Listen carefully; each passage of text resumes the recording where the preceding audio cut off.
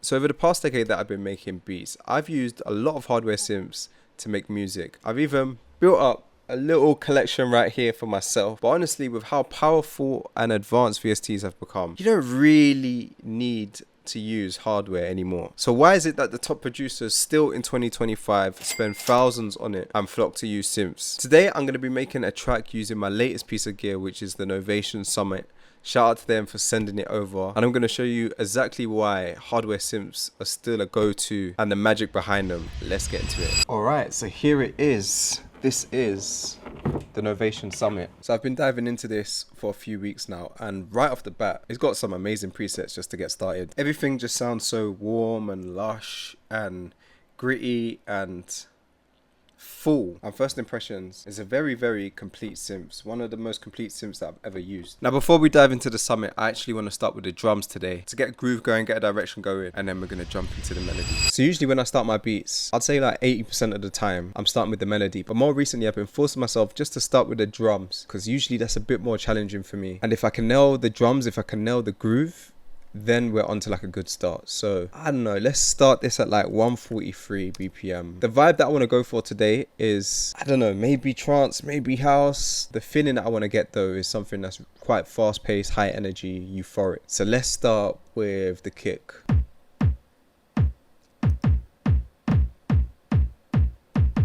At the end here, I'm just going to move this kick so we have the double step. Let's add in the open hat, so we can just drag this down, move it to the side.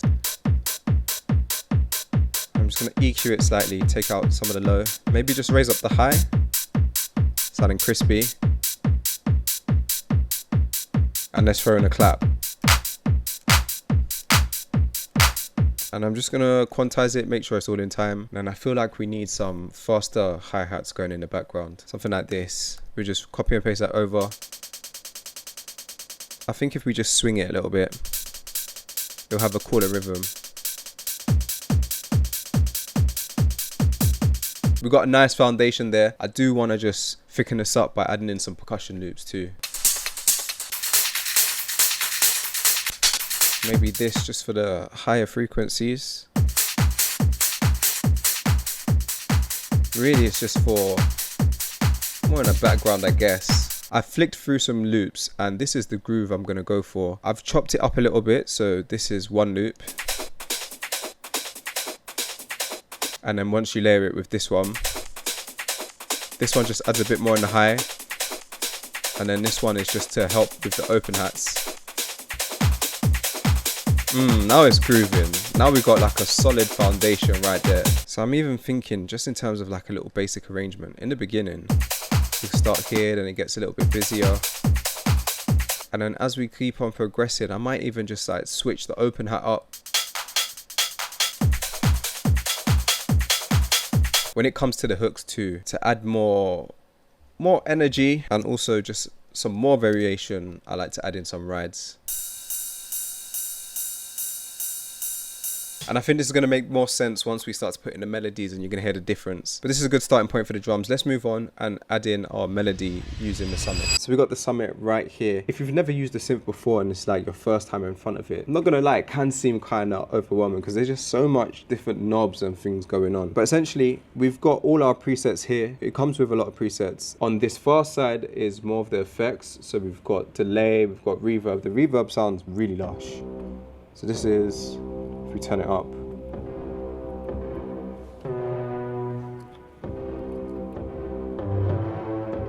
I need to come back to that sound. That sounds like a good 808. We can also mess around with the delay by playing with the rate and the feedback. Right next to it, we've got the envelopes, and that's how I like to think of kind of shaping and crafting our sound in terms of how fast we want it with the attack.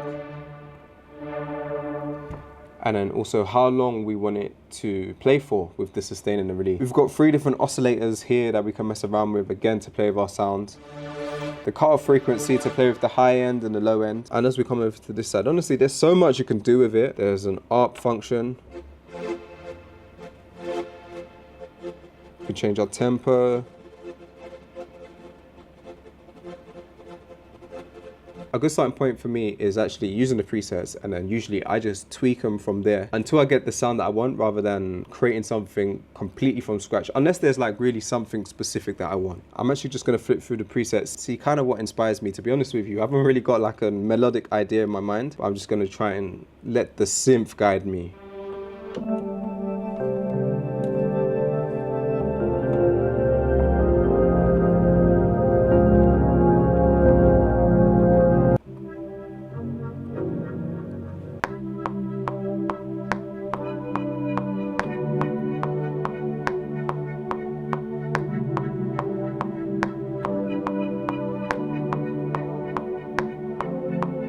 Maybe we don't even need that last note. I feel like a respace would go really nicely on this, so I'm gonna switch the category to basses, see what we can find.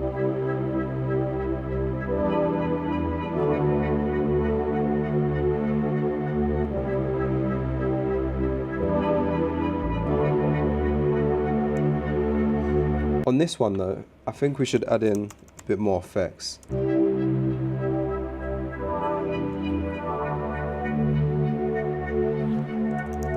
And then we can also low pass it in some sections to take out that modulation and then bring it back in.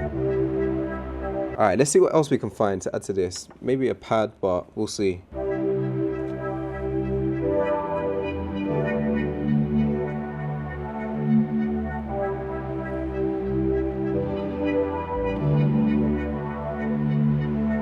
I want to spread this sound out so it's more in the background. Just add into that atmospheric kind of vibe.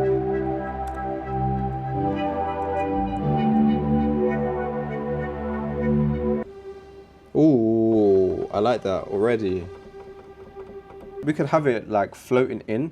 So I'm thinking like in the beginning, the filter down, coming in. To be honest, we could probably automate that within Logic, but with the sustain and the release, we can have it like blending into each other as we come in.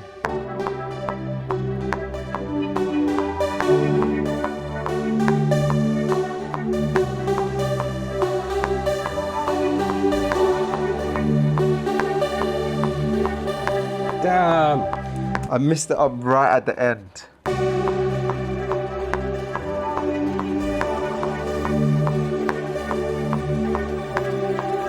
Maybe some more textures on this would be good.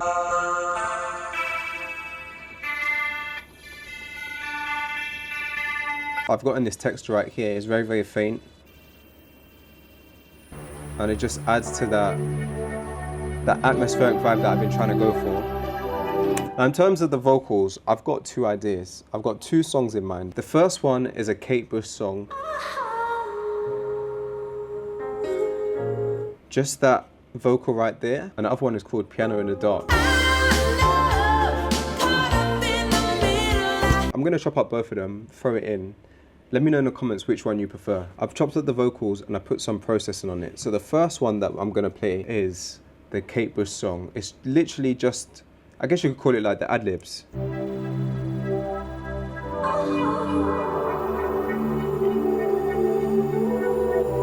I think it works well. It gives it a very, very chill vibe, whereas if we go for Cry a Little, this one gives it a completely different vibe.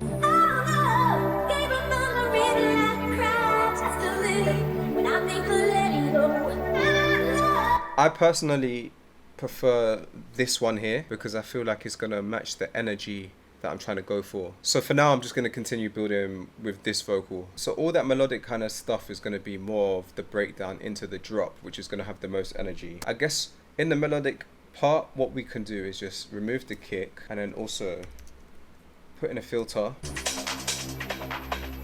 So we take out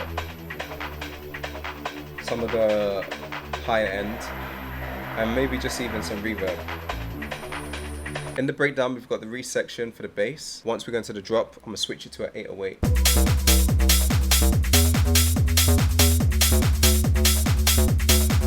And then we can also repeat everything over. I'm actually gonna take out the ride here. And then I just wanna switch up the 808 pattern a little bit.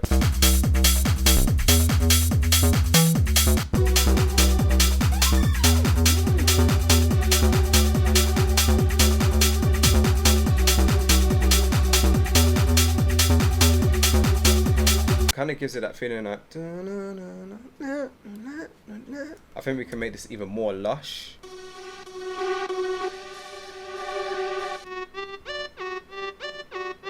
I'm kind of just using this sound as like a lead to go with our main lead, or now it's in the background, and it kind of plays off of each other.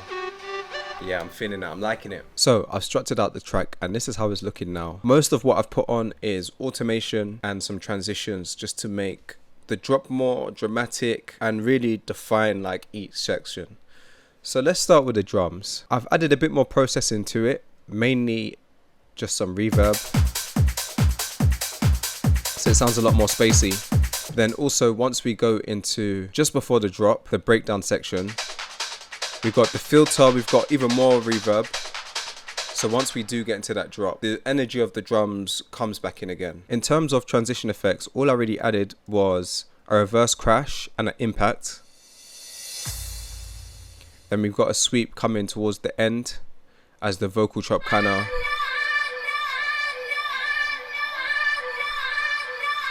of stutters along. And then there's also this part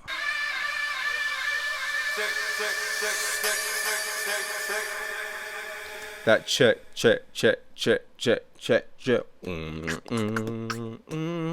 You might recognize it from a Pink Pantheress song, but it's from an Adam F song. So I pretty much just took that, put it to my track, and let me break down some of the automation on this thing. It's a bit crazy what we're doing here, but essentially I've got this plugin called Endless Smile, and as it goes along the intensity goes up. It's just adding that air and also some delay and some feedback on that. So if I play you quickly how they're sounding with the drop, some more automation going with that main lead. The exciter is just going up and down.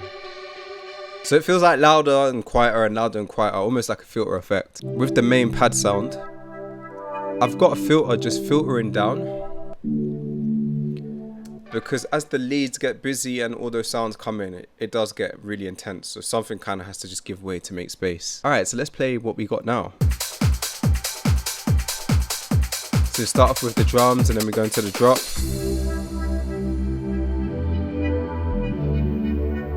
Nice and lush.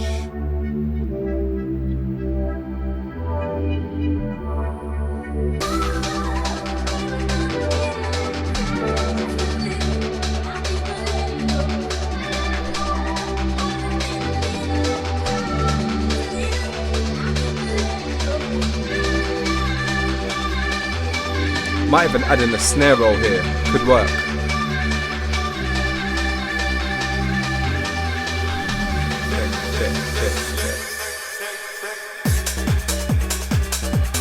That's my favourite part right here.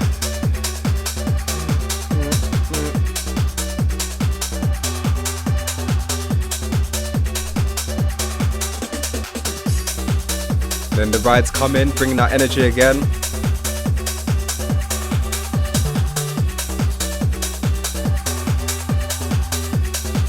And then over here, I took it down an octave.